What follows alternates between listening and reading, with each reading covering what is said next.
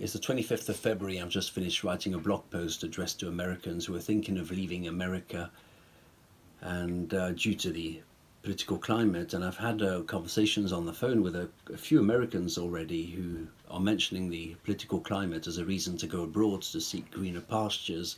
And it seems that whichever way you voted, the promises of becoming quote unquote great again have quickly backfired into a tariff driven counterattack from all countries involved.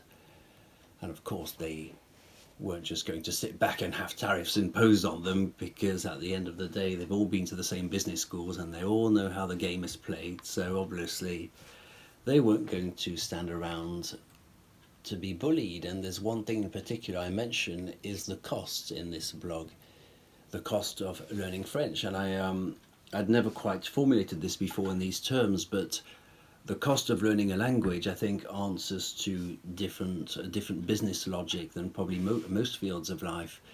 Because when you learn a language, there are two types of costs involved. There's the time and there's money, evidently. So for example, a free app or even a cheap app saves you money, yeah, but it costs a fortune in time because it doesn't lead to much learning. And you have to think of these things. There's one thing that never comes back, it's time.